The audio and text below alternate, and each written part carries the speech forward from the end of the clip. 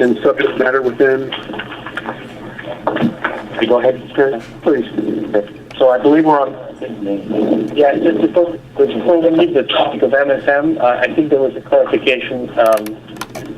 Jim had a question regarding 7 planes, 8 planes, 9 planes. You're going to explain. Basically, when I say 7 planes, you have to do, subtract 6 because there are 6 on each side of the wall, of the boundary. So when it's 7 planes, that means 1 additional plane. When it's 8, it's 2 additional. When it's 9, it's 3 additional planes. Oh, you count the boundary also. Right. When I take more credit than usual. That's 2 planes or 3 additional, right? The boundary is automatic. You always have to go. The issue is, how many internationals in the interior the excavator. Okay. What is the next one? Okay, so now we're going to go to the graph RIs. The first one is on chapter 19, second margin. Let's skip Jim. Ai-Sheng, are you still on the phone? Need help? Yes. Okay, thank you. So we're on slide 84, Ai-Sheng. All right, so the question in the draft RAI is basically that per ISG 20, we need to demonstrate that we've addressed in section 5.2 and 5.2.4 address the issues that were raised in the RAI about the seismic margin analysis.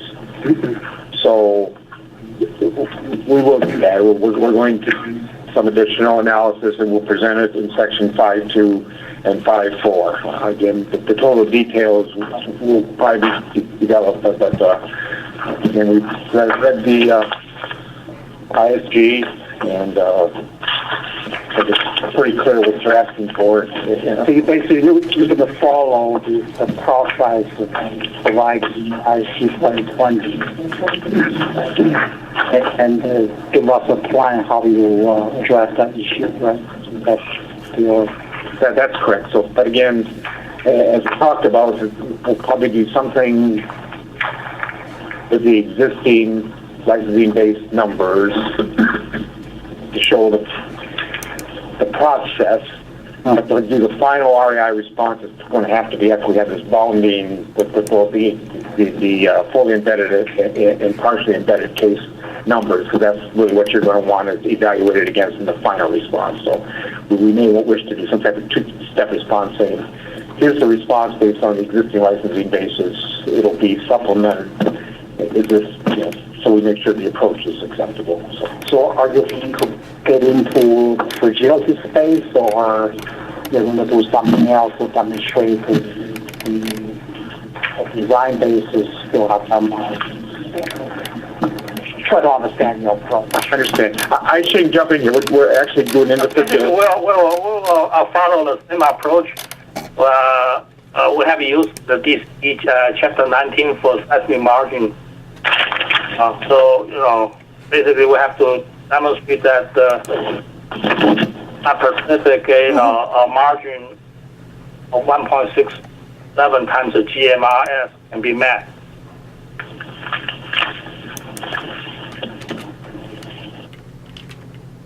As you know that, for DCD space, we have done some assessment for heat cliff values for structures, and it's our plan to repeat that assessment for separate, not specific loads. So this objective to confirm that the standard plant design structures are indeed capable of having the required margin of 1.7. And as far as the components are concerned, that we are taking the same approach, again, the same approach as a DCD, in a way of treating this 1.67 margin is achievable. And the details, have to be verified later, in ITEC.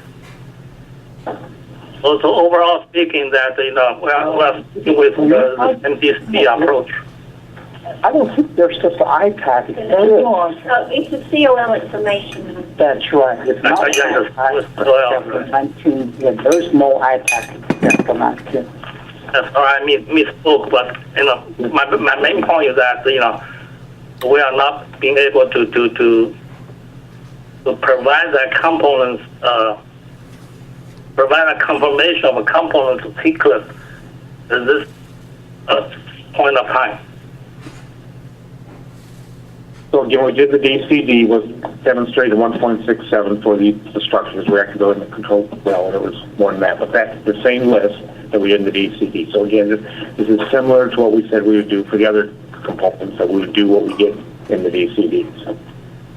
Well, DCD is for the CSDRS, whatever they have done. But this time CSDRS has changed. That's correct. You would have some reasonable assurance that no, it has to be to the North Anna 3. CSDRS, yes. Or, yes, whatever it is. Yeah, it's a EMR, yeah. And that is higher than CSDRS. Considerably. Yes. It's really PGA, I believe, is the number that's used. But again, I'm not the SME on this, so I don't want to do too many of these tricky phrases. So, but I think it's the GPA that, I think you guys need to have some internal discussion to see how and what come up with a plan. And this is assessment, it's not the design basis analysis. And you have the design, but now you have to justify the design for experience.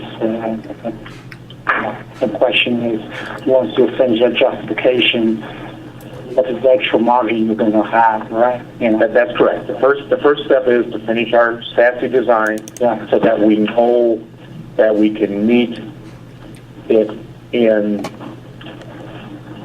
SSE space. Right, yeah. And then we'll know how much margin we have to allow those, and then from that margin we can go calculate the CP. That margin would also give the public some confidence that if the design base is exceeded, the plant still will be able to withstand the higher ground motion. And that's all part of it, right? The basic premise is eventually, finally, 10 to the minus 4, okay, or in other words, 7% margin. We will see the total format is not bad. 10 to the minus 4 is some number. Maybe 4. In case this specifies identifying new values, we'll starting point again. I understand, but again, I believe what we're addressing is the CSDRS exceedance as the site feature that's not in our current PRA analysis. Right? We didn't add any new surface water structures or anything like that. It's just a specific site feature. It's just the CSDRS is what we need to exceed the CSDRS exceedance. Do you have a long-term plan to do site PRA before fuel oil? It's a requirement, like I know. I'm just what I'm looking one step further. We don't have a schedule. We don't have. We understand that it's a requirement, but we don't have a schedule. Yeah, that's right. Right. Yeah. I was wondering what is your plan, long-term plan? So eventually you will do size PRA before fuel oil. Yes. And again, that was what we tried to present in the FSAR, but as you pointed out in that as you keep CSDRS, we need to do something. That's right. Yeah. Pre-COL. So. That's right. Yeah. This is before this is for COL stage, right? And the construction or the construction will do size for PR. That will supersede this whole activity. I mean, we have had some proposals over GH, but we're not presented them to the meeting yet, so I mean, we're still, we have had thoughts. It's a yes statement. I'm sure we're all thinking about that aspect. They're quite complex and there are lots of different opinions. Okay. Good. So, okay. Then we'll talk about the schedule. I hope that will also include your plan. Yes. Yeah, well, and also, Brian had a question about OBE. We have one more draft. You want the other one? Well, The spec? Oh, you want I? Okay, sure. Okay. And I hear, We take one short time. Yeah. I'm just going to. Well, you want to Yeah, there was when we were at the site, we always discuss with everybody what were the problems in the library, and we just want to make sure we are aware of all The audit, we kind of found common language in most areas. This one related to tools that we did not. Specifically, you know probably that ISG 1, ISG 17 clearly states that OBE should be only one thing. There is no, they don't allow two OBEs. This is why I'm just reminding you that according to ISG 1 and ISG 17, there is no two OBEs. And please, change your language or in your response, or not only in your response, it should be changed in the core application. Or it will be a departure, it's a completely different path. Because if you have to assume 1/3 of SSC, this is one simple path. If you decide to go other way, it's up to you, but you have to understand that this is a departure, it's a much longer way. You have to defend your position in front of this guy. Yeah. well, I think, It's potentially, we had a conversation with audit with Sally Judge, and potentially it's whatever, semantic issue. If it's a semantic issue, that's fine. Just rephrase it acceptable way, or another path, which is kind of much more complicated. So, this is Adidas question. So what the way I see the requirement of one OBE is we need to have one OBE criteria, of course, and it doesn't necessarily mean that it's a single spectrum. It can be comprised of different criteria and different parts to that criteria, but OBE is a single definition in terms of the criteria that's defined. And this is the case because, for example, even in the current UCD, the OBE exceedance criteria has several parts to it. One part is that between 2 and 10 hertz, or between 2 and 10 hertz, if you exceed 1/3 of the SSC acceleration response spectrum, you exceeded the OBE. Between 1 and 2 hertz, you need to look at the velocity response spectrum. You need to also look at the CAV for the macro recognition. So if you look at it that way, all of these come together to form single OBE exceedance criteria. And in that sense, we have the fact that we look at two different spectrum, and we want to make sure that things are exceeded. Doesn't mean that we have two different OBE exceedance criteria. Both of them are steps in our OBE exceedance determination. So looking at it that way, we have a single criterion of exceedance and exceedance. And in that sense, we are complying with the different story. Our regulations are pretty clear about OBE. And one of the reasons for that is because the direction, action direction for people who don't know technology, don't know engineering. They are just operators. They need clear direction. This is why two OBEs will not work for us. It's one thing. And another thing which I forgot to mention, don't forget that also ISG requires minimum, in a way, if I may say, envelope on a minimum side. And you are talking, basically envelope on the side. This is also not kind of consistent with regulation.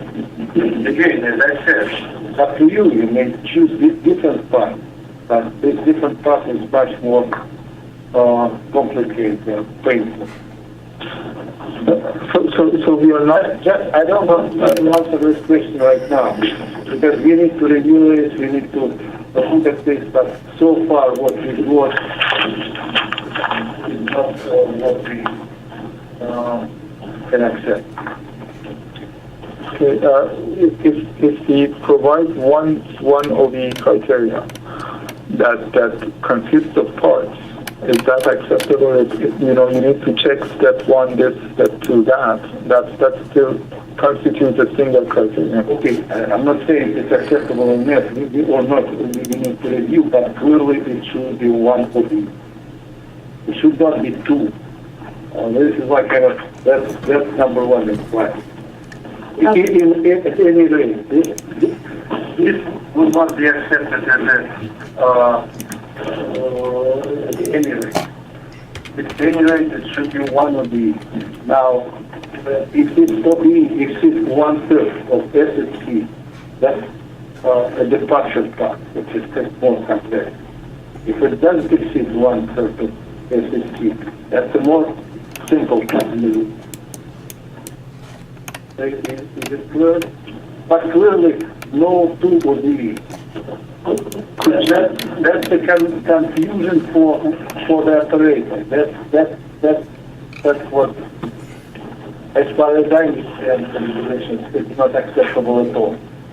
Not that you may want to go back to look at the Appendix S to Part 50, which provides the definition of OBE. Yeah, I mean, CEO, SRP, these are provide guidance, but they don't provide requirements. Requirements are in the regulation. So, my recommendation is go back to look at the Appendix S. well, can I ask a question related to that, though, because of the way OBE is defined? So, are you all saying that the way we define the SSE is acceptable? Have you? I cannot say this on the top of my head, but there are no clear requirements about. There is no statement that two SSCs are important, but there is a clear statement in at least two places that OBE should be only one. What is OBE? Is that a spectrum, or is it a criteria? Yeah, I understand your question. It's a right question, and the answer is yes. It's a set of criteria.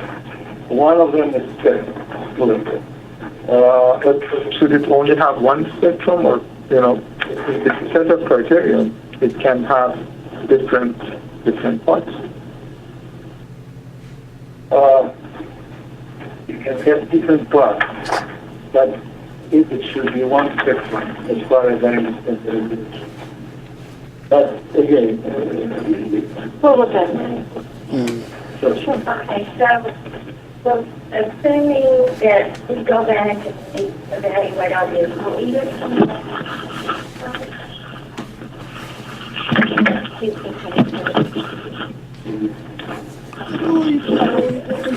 handle with GEH. So if we come back with different wording or different approach, so if we default back to one single enveloping spectra, that we would just divert back to the CSDRS, and then we would meet ISG 1 and ISG 17 in the reg guide. So you would be okay with that as the fallback position I just want to understand because we're going to be. I guess the answer is yes, but you need to be careful. But again, the whole point for me it's a kind of recommendation for people who are not as trained as this people in this room, and they just have the ability at least within these 4 hours that they are required to.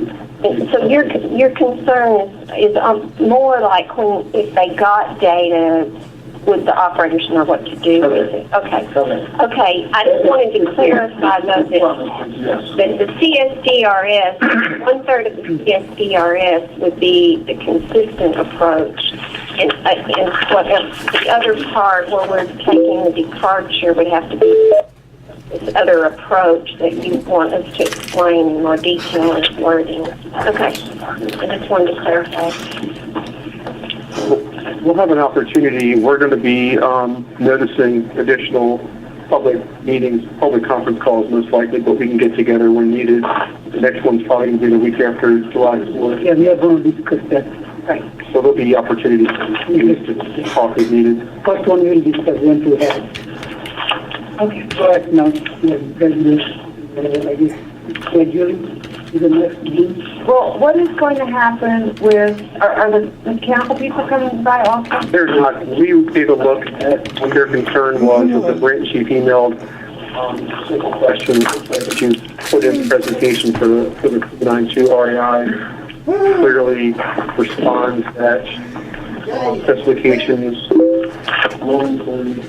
and they were questioning whether things will be updated to address their concerns. Right. There's an additional question from the tech reviewer. We'll have to talk about that next time, but I don't think that's... Okay. All right, well then. I'll let you know before response. So there's no response right around the goal. Yeah, it's a draft area, so we need You'll know what the status is for sure. All right, so we're going to go over the guys have completed that side, but right now then, Joe Hegner from GMN, IT manager, is going to present our overall practice plan and milestones.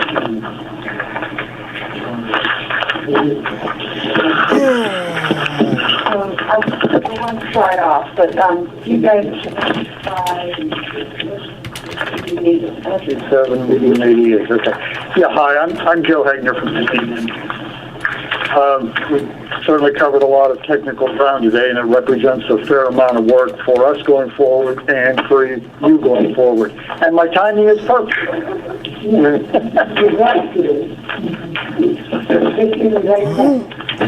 Frank?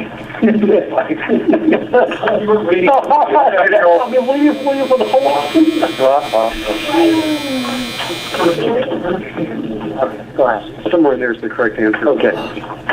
Frank, I was just saying that we've covered a lot of ground, and there's a fair amount of work ahead of us as well as your staff. And I wish we all had an infinite amount of time to do the work, but we try to manage it through our schedules and the guidelines we give ourselves, milestones and assumptions for turning the information around.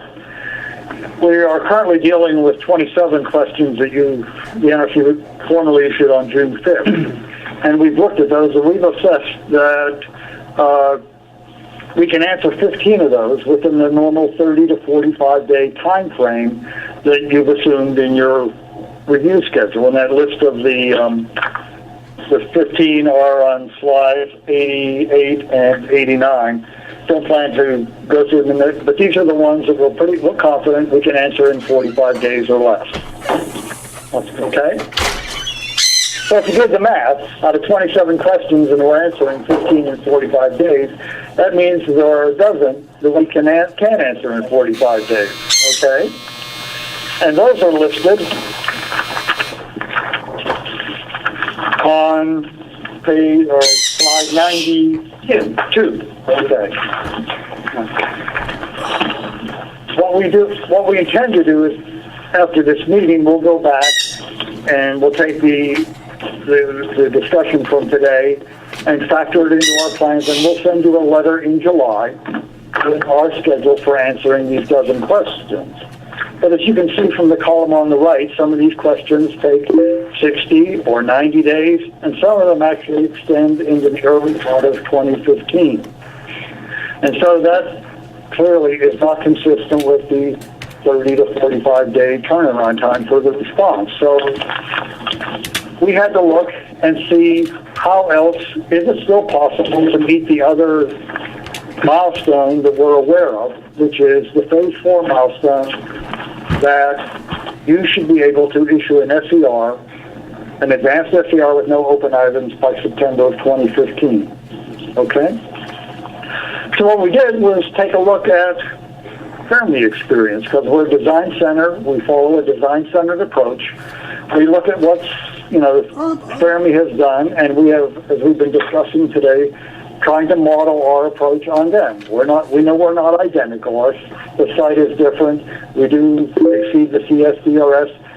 So, but wherever we can, we try to follow along to the maximum extent possible so that it's familiar territory, and we could say, yeah, the methodology is the same, but there's some differences, and here are the differences.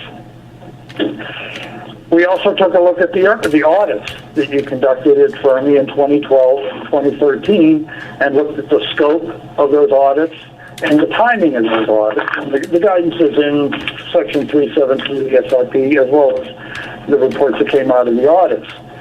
And we believe that there's a real opportunity to still meet the September 2015 milestone if we take appropriate advantage of the tools that are available to us.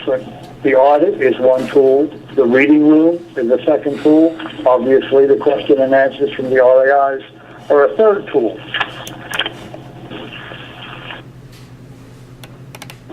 I guess I'm now on 90. Yeah, mine's off by one. That's why I keep getting confused. We're now on 93. So if we use the Fermi audit, we believe that if an audit was scheduled in the fall time frame, the target would be in September. We believe there would still be sufficient information if the audit were conducted at that time for you to develop your draft SER and work with us and have an complete SER with no open items roughly a year later, by September of 2015. Let me flip to go to the graphic. Yeah, and then we'll back up one. So this story makes a little bit more sense. I'm going to go from the bottom and work my way up. The clear milestone we know is shown along the bottom. That's the schedule of your review that is targeted to end in September of next year with an advanced SER.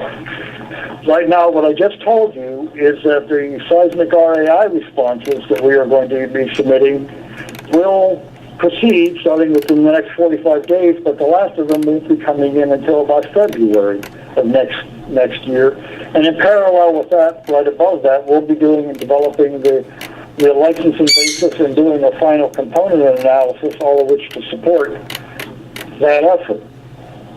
We believe we will have completed all of the SASE analyses by September of this year, with the component analyses, the single degree of freedom analysis, the SSDP analysis occurring later this year. But what we see really is an opportunity in September where you could come, sit down with us, and you could see in some instances work in progress, in some instances completed work, and other work still in development. So to give you an opportunity to see what was underway, to begin drafting the SER, and then we would know exactly what we needed to deliver when. For example, in the case of Fermi, we see what you're doing, but we still need the final report to confirm that. We would take the same approach. We believe that if we target the audit or audits in the September timeframe, there's enough time to do that. That's about all I know of your schedule. And so what I really need is, I guess, what I've tried to outline on the preceding slide, 94. We need you to tell us whether or not this approach can support the phase 4 schedule. We also need to know if you have additional RAIs that are in the pipeline that you have an issue yet, because we'll have to take that into account. But our assessment is that it will. I don't need the answer today. To sum it up, and I'm now on 96 or 97, I think we are following, in large part, the Fermi approach.